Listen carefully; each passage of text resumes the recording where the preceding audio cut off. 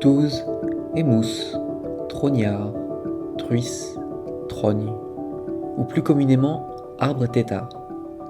Toutes ces dénominations montrent le caractère varié et local de ces méthodes de taille des arbres. Dans cette vidéo, nous nous sommes penchés sur l'état des héritages des trognes dans le Val-de-Loire.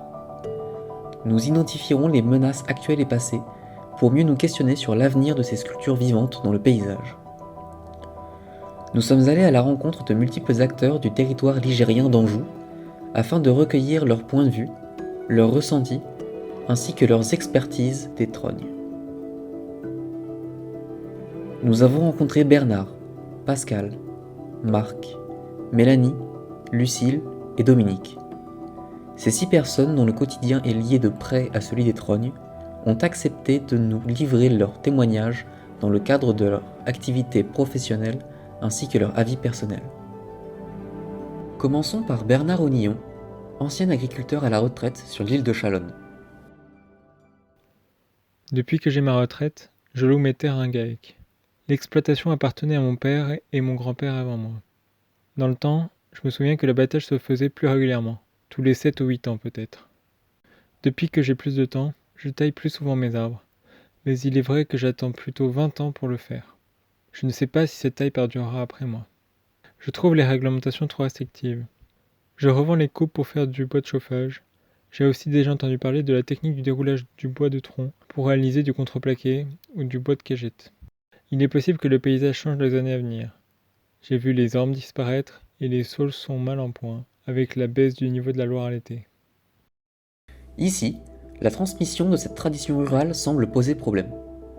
De nombreux agriculteurs et éleveurs ont aujourd'hui peu de repreneurs pour leur exploitation souvent familiale. L'entretien de ces arbres en milieu urbain suit une logique différente. Voici la vision des trognes de Pascal Andorin, chef du service espace vert et voirie de Saint-Gemme-sur-Loire. Ces frênes sont taillés tous les 10-12 ans. Ils ne sont pas tous taillés en même temps et le bois est revendu aux habitants pour le chauffage. Je n'ai pas reçu de formation particulière pour la taille de ces arbres, je m'appuie sur les traces laissées par les anciennes coupes. Je crée aussi de nouveaux arbres têtards en coupant la cime des jeunes frênes à 1,50 m de hauteur environ. Je fais cette taille des arbres de mon plein gré, je ne reçois pas de directive de la commune. Je le fais car j'aime ces arbres, ça fait partie du paysage. C'est beau, ça a une personnalité pour moi.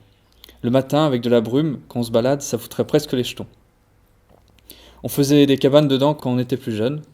C'est bien, on pouvait monter facilement, pas comme sur un arbre avec un fût tout droit. Comme on peut le voir ici, l'attachement personnel et culturel semble être une motivation importante pour les personnes s'occupant de perpétuer la taille des trognes.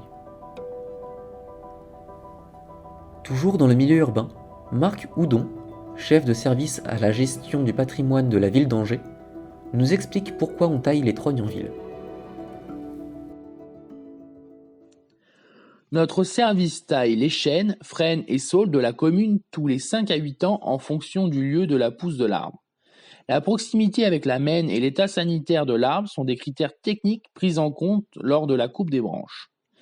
Notre but est de créer des niches écologiques naturelles pour les chiroptères, oiseaux et insectes. Pour le parc de Balzac, on souhaite maintenir un paysage ouvert pour favoriser les prairies et donc son cortège d'insectes spécifiques et l'avifaune nicheuse associée. C'est un des objectifs du plan de gestion ENS Parc de Balzac établi avec la LPO.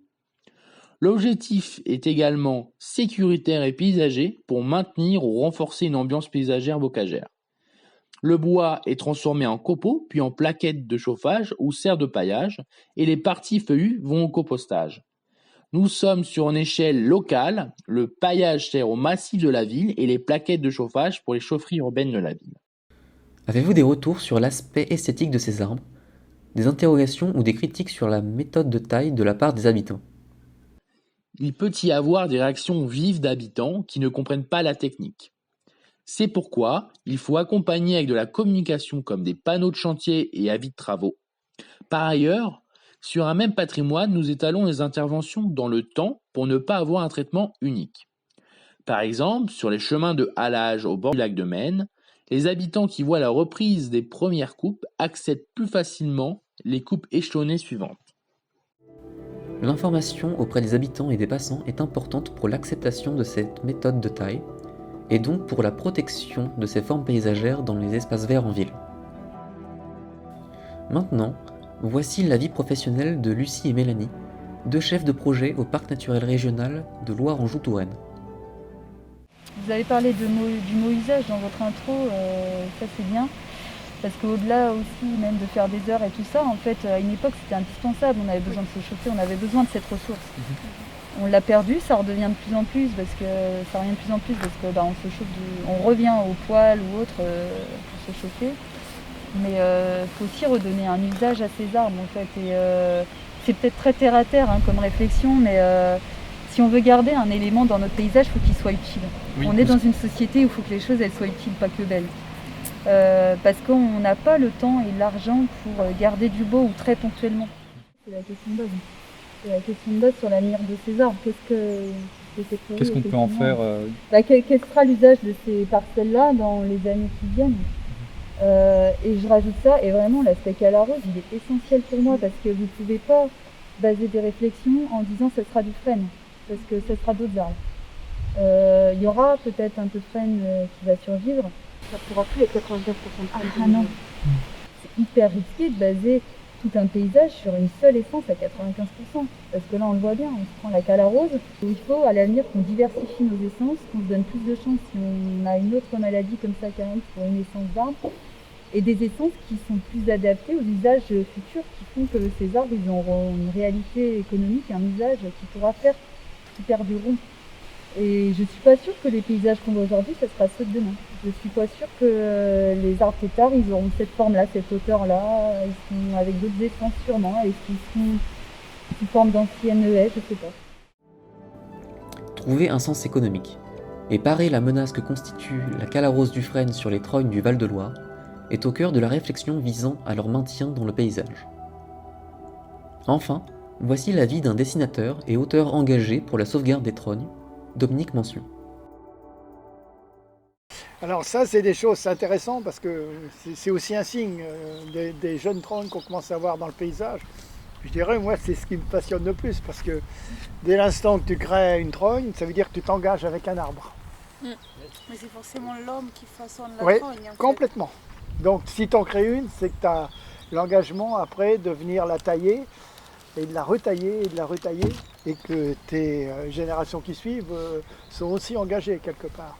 Et ça, c'est quelque chose de très beau dans la démarche parce qu'on est sur un devenir à la fois productif et puis une qualité de forme de ces arbres, une identité qu'on donne aussi à un territoire dans lequel ce tronc permanent est là, qui apporte son vieillissement, ses cavités, et sa stature au sens propre comme figuré, quoi. Et ça, c'est aussi la force de ces arbres.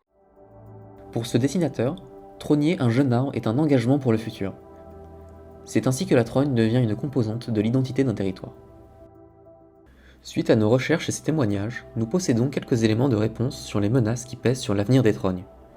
Nous pouvons en tirer quelques pistes de réflexion dans un objectif de sauvegarde de ces héritages. Il est clair que le processus de patrimonialisation des trognes est déjà en cours. Nous avons eu écho de personnes qui taillent ces arbres non seulement dans le but de récolter le bois, mais aussi pour conserver la forme de leur arbre. De nombreux acteurs, dont Dominique Mention, font état de la disparition de ces formes paysagères depuis des décennies, notamment du fait de la non-rentabilité et des risques encourus lors des tailles. Si l'on veut faire perdurer les trognes dans le paysage, et non seulement localement, il faut trouver une utilité économique à cette activité, car maintenir artificiellement ces espaces fourragers n'est pas possible partout. C'est ainsi que le bois granule énergie ou encore le fourrage pour les bêtes en période de sécheresse sont sans doute des voies à soutenir. Les trognes sont des vestiges de traditions rurales qui ont été en désuétude, mais dont nous souhaiterions laisser une trace aux générations futures. La transmission des savoir-faire lui-même a changé. Autrefois principalement familiale, il faut sans doute aujourd'hui accentuer l'information et la formation autour des trognes à destination des locataires et propriétaires d'exploitations agricoles, mais aussi du grand public, afin d'avoir plus de poids dans les décisions politiques à venir. Il ne faut pas en oublier le caractère vivant de ce patrimoine. Le paysage et les trognes ne sont pas figés dans le temps. C'est pourquoi la régénération de ces arbres est primordiale dans le cadre de leur sauvegarde, même si ces techniques d'entretien peuvent être choquantes au premier abord. Maintenir les trognes, c'est sauvegarder leurs espèces associées et la biodiversité. Par exemple, 4 espèces d'insectes protégées par le réseau Natura 2000 vivent dans les vieilles trognes de frêne du Val-de-Loire, du fait de la faible présence de forêts anciennes en Anjou. La question des menaces futures se pose aussi. La calarose du frêne fait actuellement des ravages chez les jeunes pousses en Anjou depuis 2015. Or, plus de 90% des trognes des bords de Loire sont des frênes. Ajoutez à ceci les effets des changements climatiques prévus pour les prochaines décennies, et nous pouvons dire que les essences présentes aujourd'hui ne seront probablement plus les mêmes dans 50 ans. Le défi de sauvegarde en est d'autant plus grand, et c'est donc bien aujourd'hui à nous de choisir à quoi ressembleront les paysages ligériens de demain.